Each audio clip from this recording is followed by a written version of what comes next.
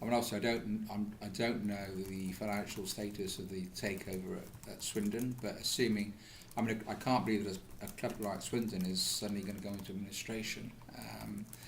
So I'm hopeful that in the next few days, there is a Football League meeting today, but I'm hopeful in the next few days the Swindon situation will be resolved, their financial takeover will be approved, and then that will mean hopefully that we can resurrect the whole deal. I'm really comfortable or confident that that can still happen.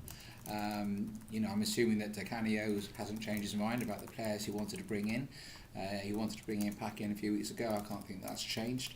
Marlon's in an incredibly difficult situation. I thought when he came on Saturday, okay, for 10 minutes, I thought he was the best player on the pitch and made a big difference to us. So in a way, not too disappointed if it doesn't happen from a selfish point of view, because I think he's one of our best players, clearly.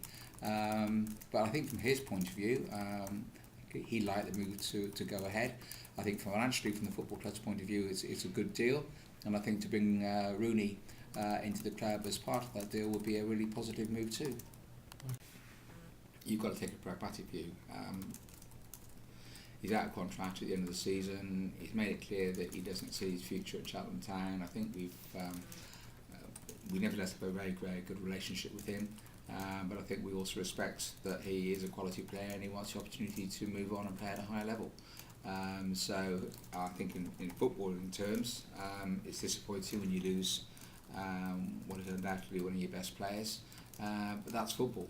And I'm pretty comfortable that Mark will bring in players to fill the gap and carry on improving the quality of the football team and progressing the football team. It's always disappointing when you lose players. But we've lost some outstanding players over the years, and the money in the case of Marlon, I think to get a transfer fee for someone who's out of contract, at the end of the season, a decent transfer fee at that, assuming it all goes off, is a positive thing. If it doesn't, then we've got the benefit of Marlon playing for another 15 games and hopefully ensuring we do get automatic promotion. Okay.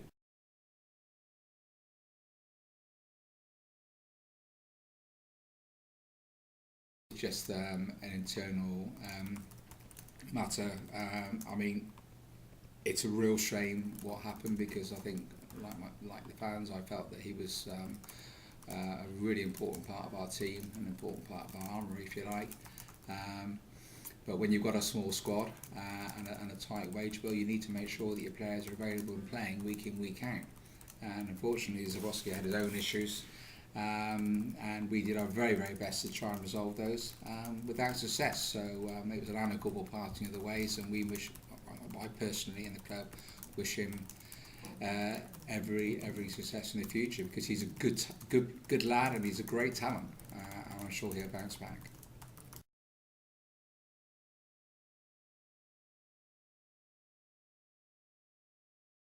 It's down to money, and actually, if we do that, how much would it improve the noise levels by? Are there better things that we can be spending our money on? And I think the answer is yes, there are better things we can be spending our money on. We just want more fans to make more noise. I'm not sure we would consider switching the fans around. It would mean then that our fans would have to pay more to sit in seats behind the goal. Logistically, it's more a problem getting away fans to the other end of the ground. Actually, I quite like taking maximum amount of revenue that I can off away fans. So there are lots of reasons to leave the layouts as it is. I think one suggestion was put some loudspeakers or small speakers into the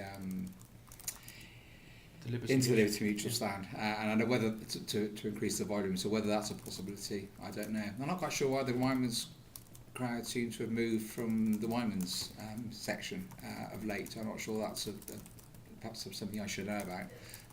But I actually felt we got more noise when they were in the Interprint, and we still have people in the Liberty.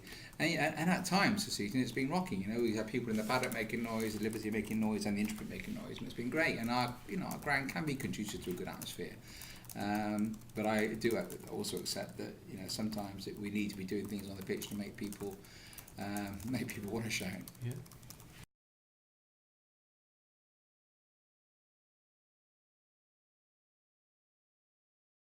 we should be aiming to get average attendances of sort of 4,000. I mean, if we get promoted into League One, if we're not getting crowds of 4,000, you know, it's going to be really, really disappointing.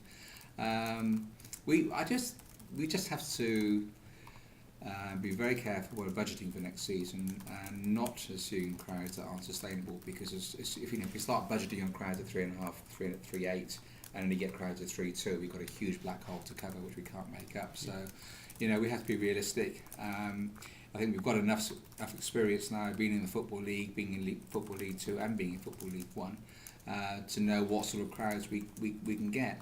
I think the disappointing thing is, you look at Football League 1, there aren't a huge number of really attractive sides in Football League 1 compared to what there used to be a few years ago.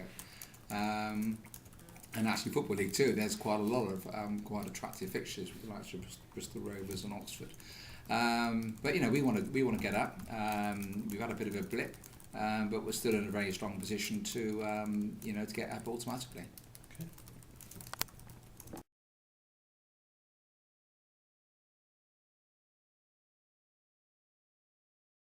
Which recent games you're talking about? I thought the atmosphere at the Everton game was fantastic.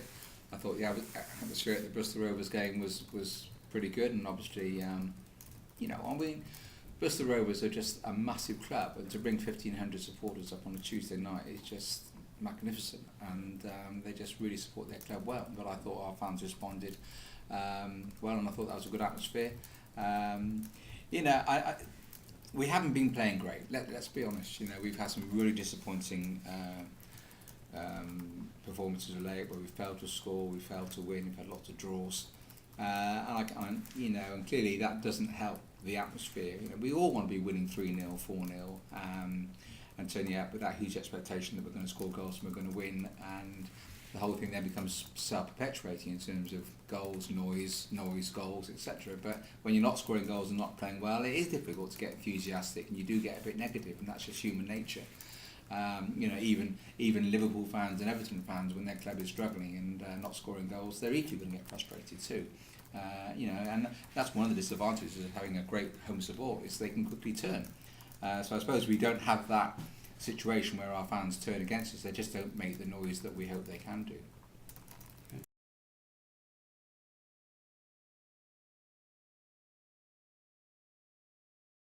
We had the Rochdale game recently, and there was some doubt that might be played, and I did suggest that we could perhaps play that on the Sunday to avoid clashing with the racing, but Rochdale weren't prepared to do that.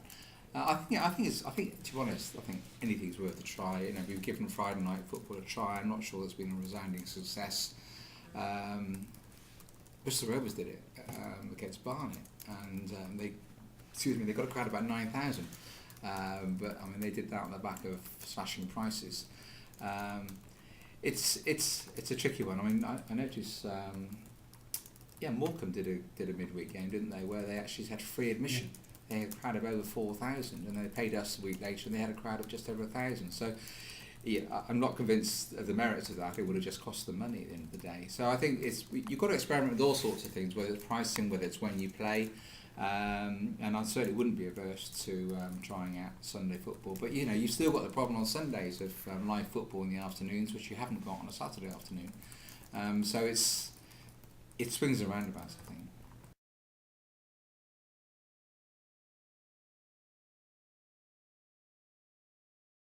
Yeah, well, I mean, there is no more news on that. We're having conversations with the Borough Council. These things do take a long time to sort out. We just need to make sure that when there are developments happening around the stadium, that actually they take on board they don't inhibit the future development of Whaddon Road. So if the Cambridge Place prefabs are all demolished and a new development goes in there, we need to make sure that that doesn't jeopardise the football club having a new stand going right to the end, and possibly giving us an access onto Prestbury Road. And likewise, if anything happens at the Parklands, again, we need to make sure that we are protected. And I think our relationship with the Borough Council is really spot on, and we will be involved and engaged in any planning proposals that come through. This ask the worst, isn't it? Really. I don't know. I think we made lots of really good signings over the years, and obviously the trouble with that question is you only really think about the recent situations rather than some great signings that we've made over the years. Who would I think? I think Sido has been. If you're talking about the current situation, I think Sido will prove to be a very good signing. You always, when you're bringing in young players like that, there's no guarantees, but I think he's certainly one for the future. I think McGlashan was certainly a very exciting signing, and one that we were pleased to do. Going back before that, I think Gillespie was probably one of the most exciting signings. Although it's a shame he didn't play as many games as we hoped he would.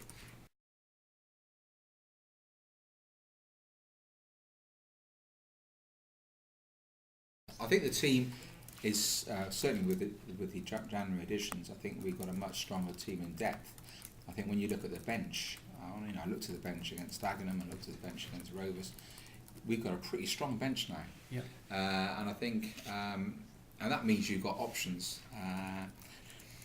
And I don't want to get into the nitty gritty of the Dagenham and individual results, but as a whole, if you look holistically at our squad, there's no question in my mind that it's a stronger squad than it was last year, and that's partly because we've put more money into the playing budget, partly because we've made more money available in January, and partly because Mark's been very, very good at recruiting.